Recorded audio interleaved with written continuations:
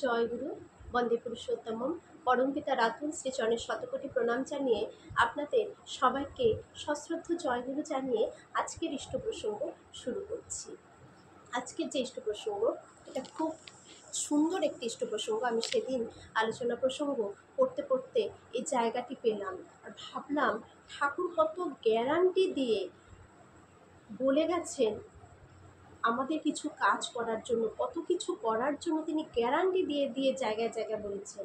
কিন্তু আমরা জেনে শুনেও সেইভাবে নিজের জীবনকে এগিয়ে নিয়ে যেতে পারি না, সেইগুলো পালন করতে পারছি না। কেন পারছি না বলুন তো? ওই যে শয়তান, প্রবৃত্তি শয়তান আমাকে এগোতে দেয় না, আটকে রাখে আমাদেরকে। তাই সেখান থেকে যার যত ইষ্টপ্রীতি থাকবে, যে যত ইষ্টের প্রতি যার যত টান থাকবে, সে ততই কিন্তু এই বাধাগুলোকে অতিক্রম করে শয়তানকে সরিয়ে দিয়ে, জীবন থেকে এক ঝাঁটে সরিয়ে দিয়ে সে ঠাকুরের পথে এগোতে পারবে। এখন এই ইষ্ট প্রাণটা আগে হওয়া উচিত, ইষ্টপ্রীতিটা আগে ভরপুর হওয়া উচিত। এই ইষ্টপ্রীতিটা তখনই হবে যখন আমি প্রতিনিয়ত ঠাকুরের জন্য কিছু করব, করার মধ্য দিয়েই কিন্তু আমাদের এই ইষ্টপ্রীতিটা বেড়ে ওঠে। আর এই করাটা হচ্ছে রোজ যদি নিষ্ঠা সহকারে ভালোবেসে আমি আমার ইষ্টকে, আমার আরাধ্যকে ইষ্টভীতি নিবেদন করি, এই ইষ্টভীতি দেবার মধ্য দিয়েই কিন্তু আমাদের ইষ্টের প্রতি টান বাড়তে থাকে। রোজ দেওয়ার মধ্য দিয়ে তার প্রতি টান বাড়ে। তাকে নিয়ে ভাববো, রোজ কিছু না কিছু তার কথা ভাববো, তার নাম করব। সব কিছু করার আগে ঠাকুরকে সব কিছু বলে বলে করব। যাই করি না কেন সব কিছু তাকে জানিয়ে, কোথাও যাচ্ছি তাও ঠাকুরকে বলে, রান্না করতে যাচ্ছি তাও ঠাকুরকে বলে, স্নান করতে যাব তবুও ঠাকুরকে বলতে, ঘুমোতে যাব তবুও ঠাকুরকে বলি। এই বলার অভ্যাসে আমাদের তার প্রতি টান, তার সাথে আমাদের একাত্মবোধটা বাড়তে থাকবে। আর তখনই কিন্তু তার বলাগুলোকে আমার করার ইচ্ছে আমাদের ভেতরে প্রবল আকার ধারণ করবে। তাহলে আসুন, আজকে ঠাকুর যে কথাটা বলেছেন, ঠাকুর এমনই গ্যারান্টি দিয়ে বললেন যে আমি কাগজ কলমে লিখে দিতে পারি, যদি এটা তোমরা পালন করো, এটা যদি তোমরা করো, তোমাদের কোনো অভাব, দুঃখ, কষ্ট তোমাদের কিছুই করতে পারবে না। কোনো কিছুই তোমাদের জীবনে, এই অভাব বলুন, দুঃখ, কষ্ট, কি কোনো কিছুই আমাদের জীবনে কিন্তু আমাদের আক্রান্ত করতে পারবে না, আসবে না। আমরা সুখের মুখ সর্বদা দেখব। এই পরিবারে, এই জীবনে স্বর্গ কিন্তু কোথাও নেই, স্বর্গ এখানেই। এই স্বর্গটা আমরা নিজেরা যে স্বর্গের সুখ বলে না, এই স্বর্গের সুখটা আমরা এখানেই লাভ করতে পারবো। কিন্তু ঠাকুর কিভাবে বলেছেন, আজকের বিষয়টি খুব ভাইটাল বিষয়, সবাই কিন্তু মনোযোগ সহকারে শুনবেন। নদিয়ার থেকে সুরেন্দা, এটা আলোচনা প্রসঙ্গে তৃতীয় খণ্ডে। নদিয়া থেকে সুরেন্দা বলে একজন এসেছেন। তিনি নিজের দুঃখ, কষ্ট, অভাব, অভিযোগের কাহিনী বিবৃত করে শ্রী শ্রী ঠাকুরকে কাতরভাবে জিজ্ঞাসা করলেন, ঠাকুর, আমার অবস্থার কি পরিবর্তন হবে? আমি কি সুখের মুখ দেখতে পাবো না? ঠাকুরকে এভাবে কাতরভাবে সেই দাদা, নদিয়ার সেই দাদা ঠাকুরকে জিজ্ঞাসা করলেন।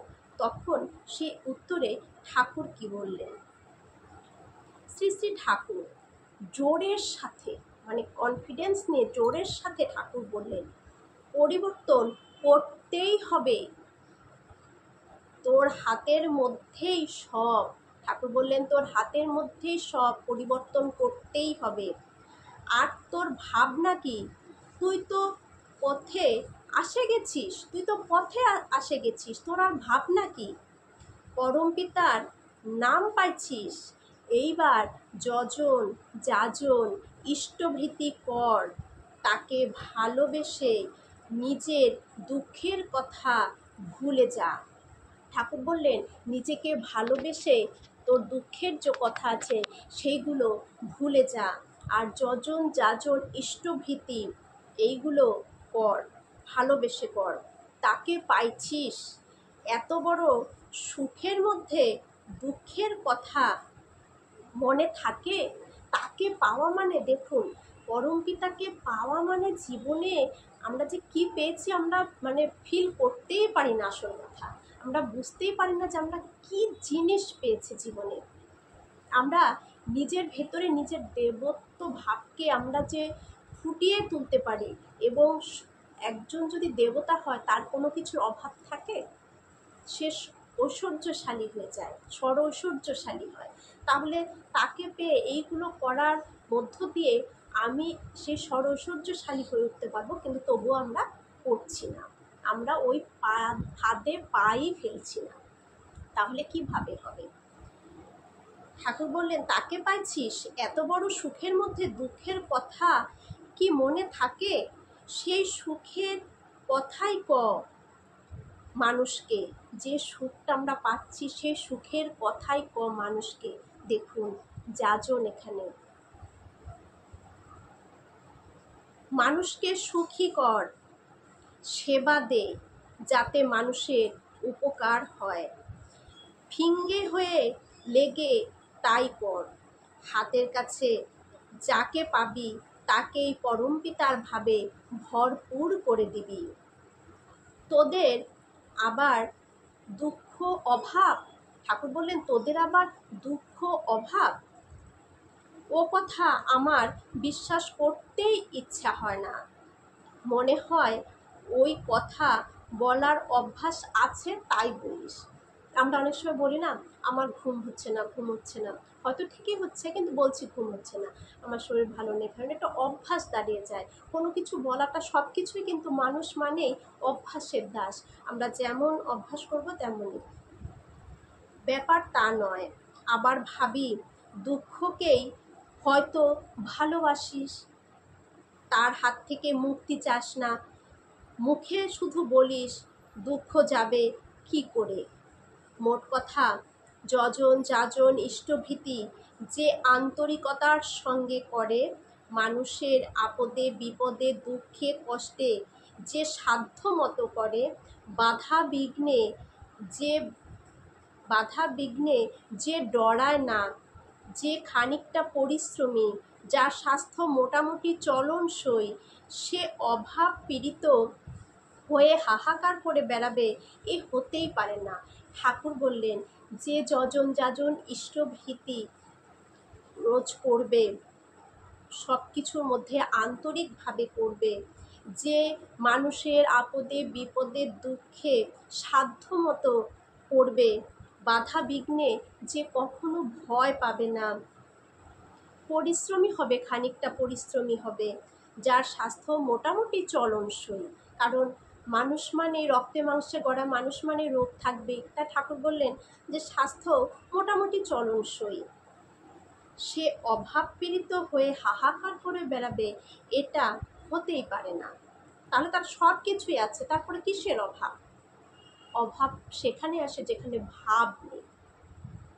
ওই চাহিদা বেশি থাকলে আমাদের অভাব।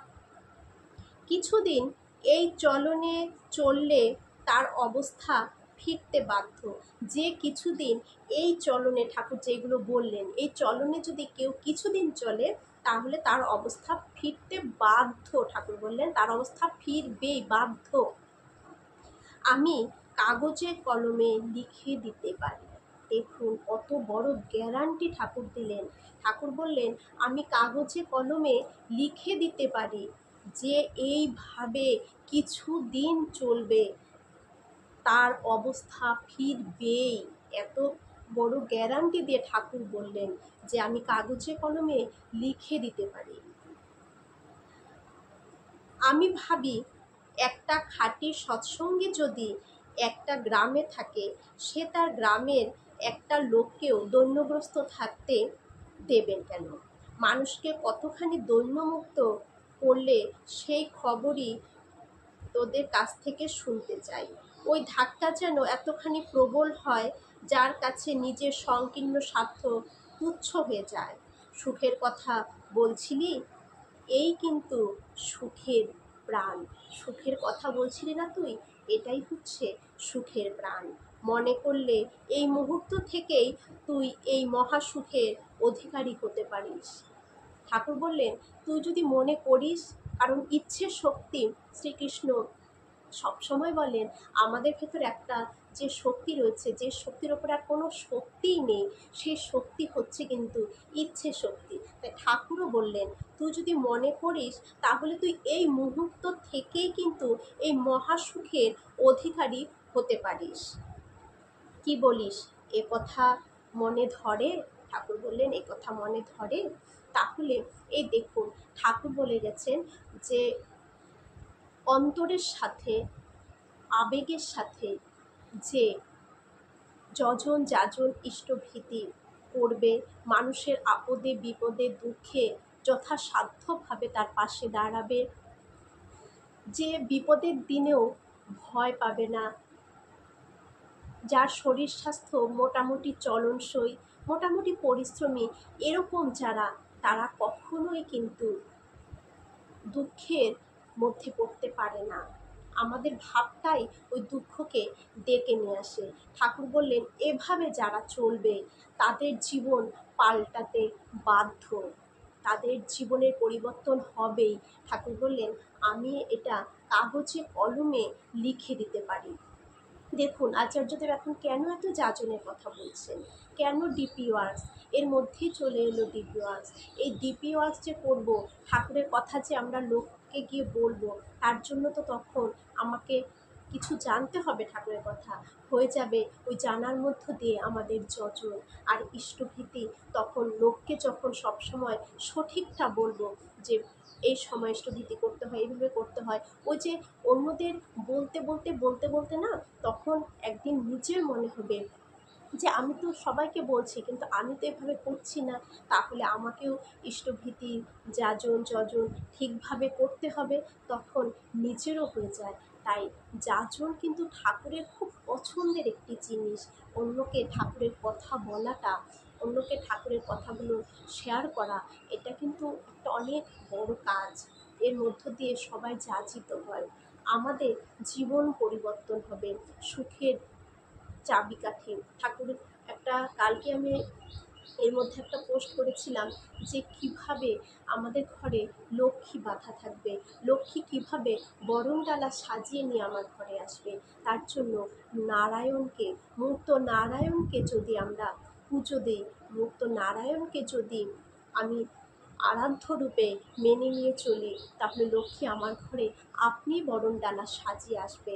আর সেটা নারায়ণ পুজো তখনই হবে যা ঠাকুর মাত্র বললেন, যজন যাজন ইষ্টভীতি অনুপ্রেরণার সাথে ভালোবেসে নিষ্ঠা সহকারে করতে হবে।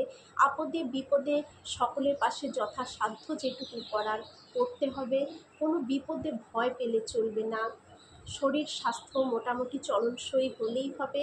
একটু পরিশ্রমী হয়ে যারা চলবে তাদের জীবন পাল্টাতে বাধ্য, তাদের জীবনে লক্ষ্মী এসে ধরা দেবেই, তারা ভালো থাকবেই, কোনোভাবে তাদের দুঃখ স্পর্শই করবে না। আসুন আমরা ঠাকুর এত গ্যারান্টি দিয়ে বলে গেছেন, এটা করে নিজের জীবনটাকে, এই একটা জন্ম পেয়েছি, এই জন্মটাকে সফল করি, সুন্দর করি, শান্তিময় সুখময় করে তুলি। জয় গুরু, বন্দে পুরুষোত্তম।